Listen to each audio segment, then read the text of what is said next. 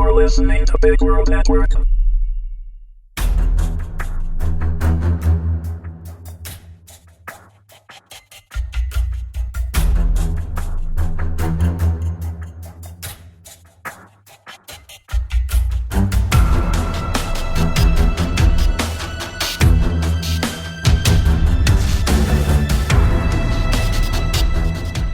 Bloodshot Buck, Season 2, Episode 7. Written by W.H. Wood and Mitch K. Allan. Read by Willow Wood. Code 2. First Addendum. Synth mercenaries and frontier pirates. A call for surrender must first be offered before engaging the suspects. Taking prisoners is not a priority should the offer to surrender be rebuked, but it is preferred. If the accused ceases to attack, it is in the justicate's best interest to accept their plea of surrender. If it is not possible to accept and make an arrest due to combat, the surrendered criminal must be monitored. They must not escape in the confusion of a raid. Surrender may be refused if it seems likely the offender will escape in the heat of battle. If any synth mercenaries and/or synth frontier pirates are successfully arrested, they are to be taken to Atom's Progress for incarceration. Crackle. Hiss. One left. Just wanted to rip, twist, pull, and hum. Get it done. Not in the mood. Not today. Tired and agitated, and molars grinding together. Stop, Petra. Calm down. Second Justicate, Petra Engstrom, sighed and jerked her head as another bullet pinged off her armor. It ricocheted into the light strip and exploded in a shower of white sparks. Petra's irritability tightened in the pit of her stomach. Across from her, yelling and grunting, was one of the gnats she'd come to arrest. He mashed the trigger of his assault rifle. Click, click, click. Empty. Empty little bird. Stop dragging this out, she said through clenched teeth. She had an urgent message waiting. One more. Always one more. His shining face crinkled in terror. Was he even worth the effort? Any effort at all? Just a quick rip, twist, pull. Sweating shell of a man, with blood that screeched like dirt in her ears. Pirate. Synth pirate. You're done, she said in a harsh whisper. They'd gutted the entire spaceship now. No more gunshots and screams echoed over speakers and down the corridors. Just him. Dreaded platinum pirate of the mineral route to Mars. Look at me. Give me your eyes. All of your attention. Petra's job. So endless, so thankless. But the look in his eyes ignited the slightest satisfaction. No one would ever know. He stumbled backwards through the next doorway, still clutching his useless rifle. Petra had gone without, using her blood throughout progressing deeper into the spaceship. She hadn't needed to. Red sticky floors, humming hints of life. Theirs was all she needed. But Prince Pirate opposite her, he had some brains. Hadn't cut himself, even amidst all the chaos. He bore nothing but shallow scratches. Nothing exploitable. Crackle, crunch, hiss. Sighing again, Petra padded after him. Weariness weighed down her limbs, and her armor dragged her down further. She just wanted to get back to the shuttle, enjoy a hot, hard shower. Petra depressed the blade on the underside of her bracer, preparing for the slice, like fire, like ice, reaching to recuperate the buzz within her bloodstream. One final lunge, punch, rip, and she could get on with her day. She hovered the blade over her palm. The pirate's skin went putrid. Like a flea-ridden rabbit in a foxhole, he turned tail and ran. Right into Bastian's blood-stained hands. Petra's partner grimaced, but held firm as the pirate let out a gargling, desperate sigh. The assault rifle clattered to the floor at last, and his hands grazed over Bastian's navy armor, trembling from head to foot as the pirate struggled against Bastian's synaptic control. "I surrender," the pirate wheezed. "I don't care," hissed Bastian. He yanked to the side and smashed the pirate's face into the doorframe.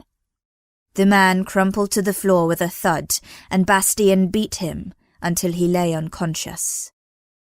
Straightening up and quivering, Bastian flicked sweaty blonde hair from his face.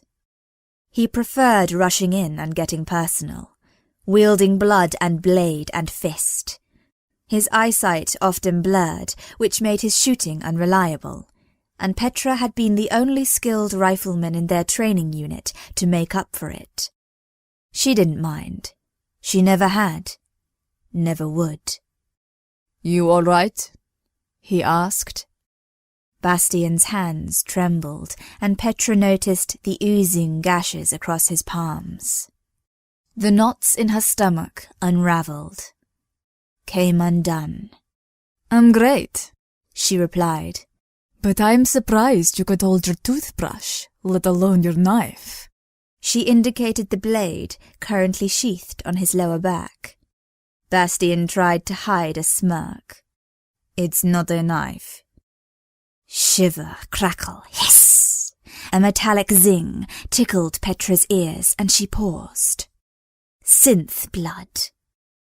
Snapping her gaze down the right-hand corridor, Petra saw a young boy, 17 maybe, peeking down the hall at them. A scream froze in his throat, and he turned and ran. Petra followed, her boots pushing her along. Before rounding the corner, she swiped up one of the merc's fallen rifles and cocked it. "If I fire, the ricochet will kill you, even if I miss!" she shouted. "Down!" The metallic zing. A wound.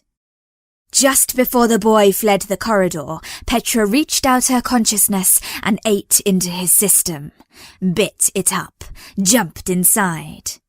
She heard his every thought as she took control of his blood and slammed him to the ground. Such a lot of blood, and none of it hers. Nausea spoke to her like an old friend. Grinding her teeth again, Petra strode over and stomped on the back of his knee, screaming. "Don't move," she said. Fishing out a tube of skin grow from the shoulder compartment on her arm, she headed back to Bastian. "Here," she said, taking one of his hands. Petra smeared the clear goop over his wounds, and the blood fizzed milky pink. She handed him the rest of the tube. "Let's go see what Arzma is wanting. None of these scum are going anywhere." Bastian snorted. "Yeah, sure. Bring my helmet. I dropped it down the hallway." They retraced their journey through the ship, stepping over stiffening corpses, some dressed in armor painted with gang colors. The bright yellow patterns were marred with dark bloodstains. Dead bumblebees. Wings plucked off. Not all had been illegal synths, but none had surrendered. Not that Petra and Bastian bothered with the hassle of surrendered non-synth criminals anymore. So much time wasted transporting them, testifying, signing witness papers, and utter bullshit jurisdiction circles. Surrender. Pirates and mercenaries did not surrender. Not to Petra and Bastian. It was incarceration at Atom's Progress, or the judgment of the Just Code. They entered the docking bay, which harboured 2 small crafts on the black, ribbed floor. They boarded the shuttle belonging to them, Bastian heading straight for the pilot's chair. Petra left him to it. She took out 5 handcuffs from a drawer by the inner door and then stepped back out into the docking bay. She returned through the murky pirate frigate and arrested, without ceremony, the squirming or unconscious synths on board, ignoring the 28 other humans who lay lifeless in every doorway. When she reached the woozy pirate leader, Petra depressed the blade on the underside of her bracer and sliced into his cheek. The whispers in his blood grew louder, crackling and hissing, and she dug mental hooks into his system. With a strain, Petra urged him to stand up. She did the same with the remaining prisoners, forcing them to walk back to the shuttle bay, even if their legs were mangled. Their screams were drowned out somewhat as she allowed herself to exist in the crackles of their mutated blood.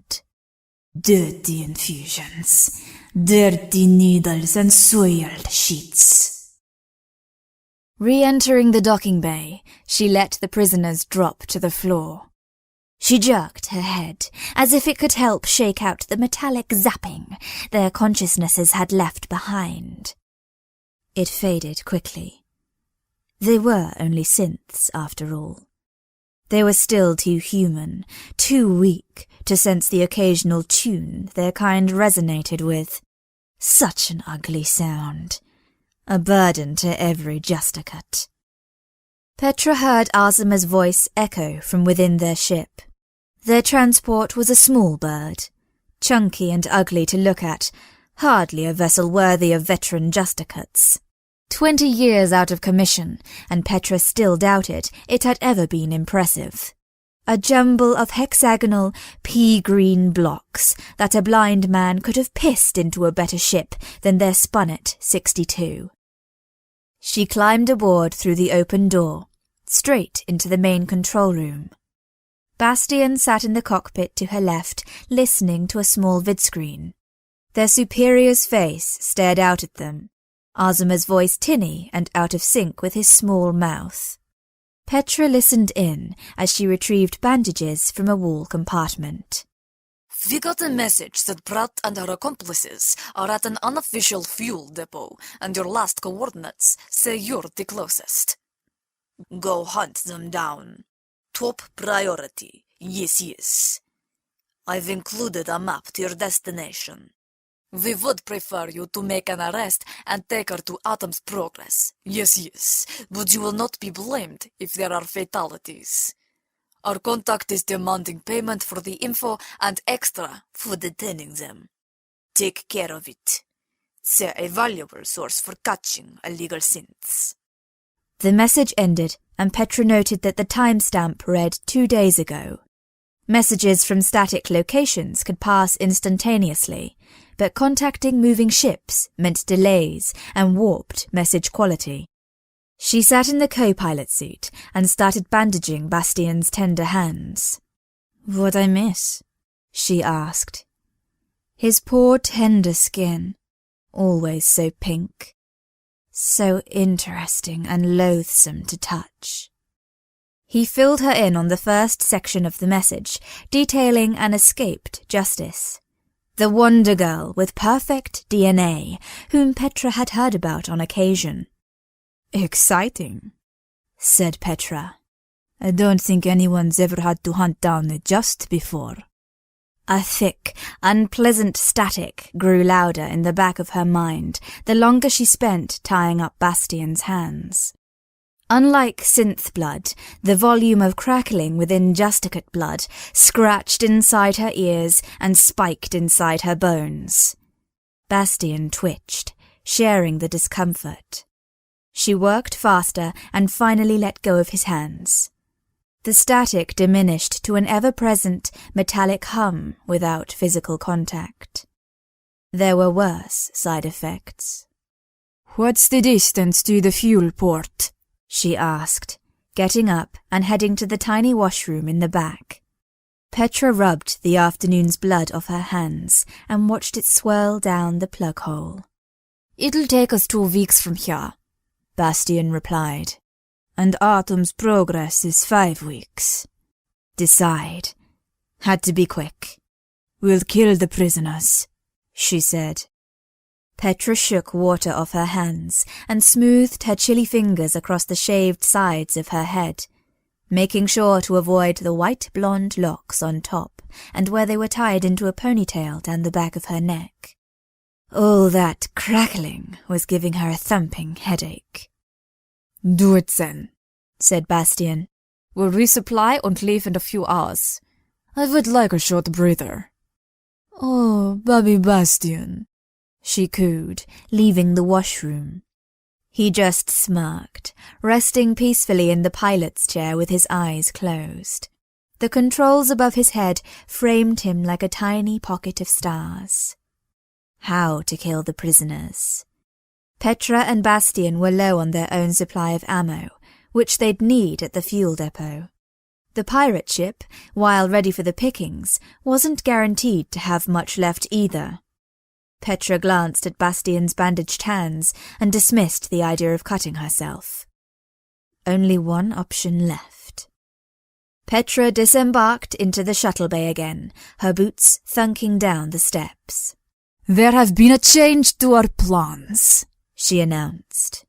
The 5 panting, groaning synths stared up at her with a thrilling amount of fear. She noticed one man crouching. His worst injury had been a blow to the head.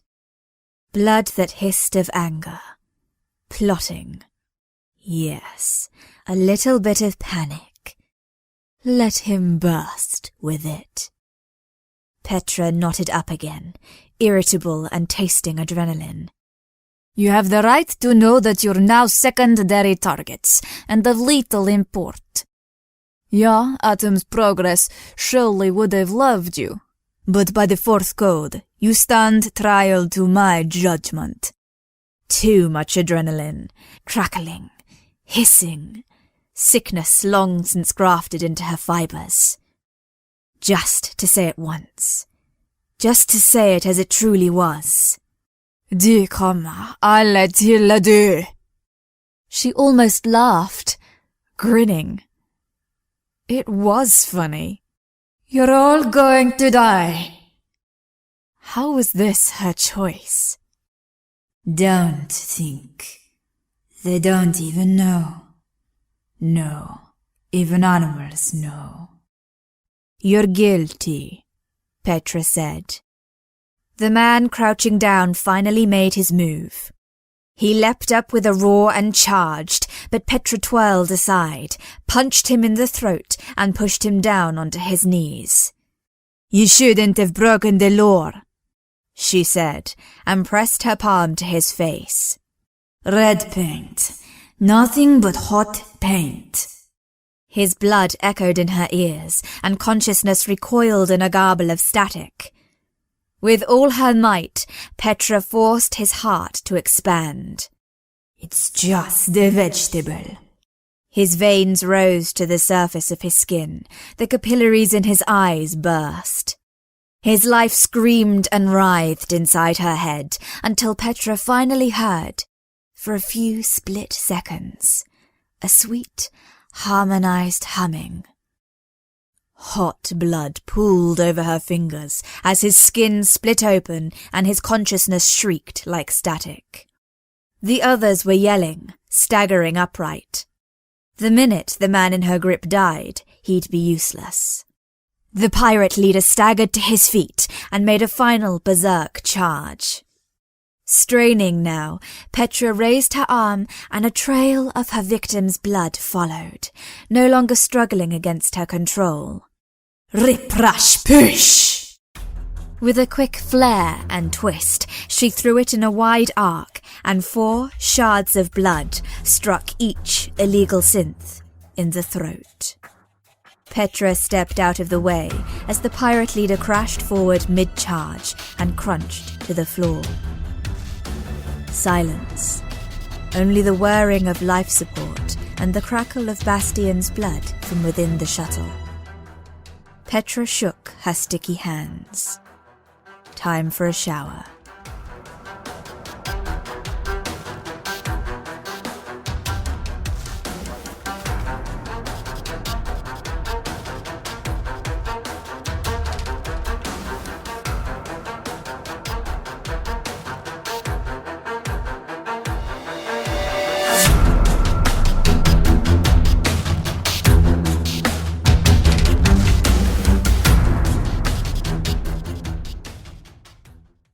Music by Kevin MacLeod.